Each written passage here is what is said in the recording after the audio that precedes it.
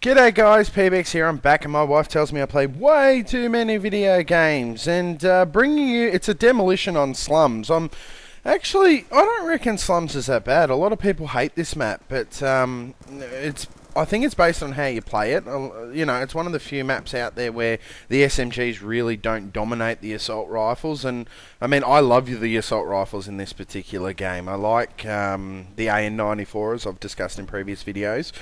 I'm starting to play around with this Type 25, and it's pretty strong, but it's one of the more difficult ones to use. And the reason that is because it fires really fast, and B, it's got a little bit more kick than the majority of the assault rifles. But the one thing that it does do, probably better than any of the other assault rifles, is the hip fire. It easily competes with most of the SMG's hip firing, and it's also, as long as you can sort of feather the trigger, it doesn't really kick all that much. Now, its downsides is that you only get 120 bullets, and it's really easy to burn through those 120 bullets. But from the point of view of is there a use for this particular assault rifle, or pretty much any assault rifle in the game, the answer is yes. What you're basically trying to do is you're trying to find the power position in the map. You're trying to find the middle part of the map.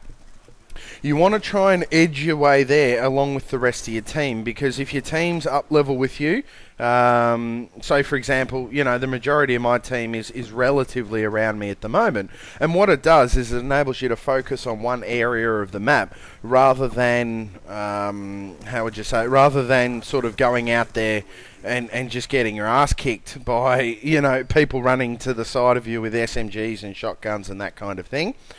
The Type 25, even though the iron sights are, you know, they're so clear, they're so easy to use, I still find a lot more success with the red dot sight on it, and I really don't know why, but I don't know whether or not it's just the visual associated with it, or whether or not it is because it does kick a little bit and it's got a fair bit of flash. Nice little triple kill there.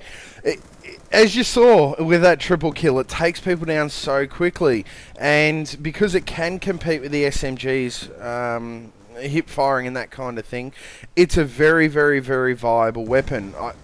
The AN-94 is a little bit more campy again and doesn't quite have the hip fire that this particular gun has. And I mean, this gun and the M8, whatever it is, M841 or whatever it's called with the select fire, are very similar. They have a relatively small clip size. They take people down really fast. And again, you have to post up. You can't just run flat out into the spawn, even though it takes people down so quickly because of the shorter clip size. So you're either going to run out of ammo, or you're just going to get overwhelmed in their spawn. Now, this particular game here, it's nowhere near one of my best kill games, but it's certainly a high KD ratio, and a lot of you guys might be having a KD ratio of, you know, 1 or, you know, 1.5 or something like that, and that's because the majority of the time you're using the SMGs. The assault rifles, because you have to post back a little bit, you have the ability to go on to longer kill streaks. The other thing I want to talk about is the kill streak setup for this. The kill streaks in this game, there's so much variety.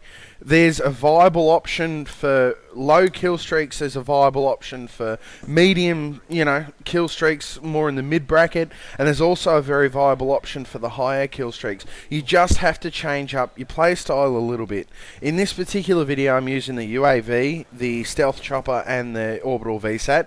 And the main reason that is because once you get to that particular stealth chopper, as long as you can stay alive for long enough for that stealth chopper to get one kill, you're already at your VSAT. So once you get your VSAT, you're almost guaranteed another UAV, and the cycle starts again. It's a similar sort of strategy to the UAV counter UAV strategy, except in this particular scenario we're using the UAV and the orbital VSAT to get a lot of assists.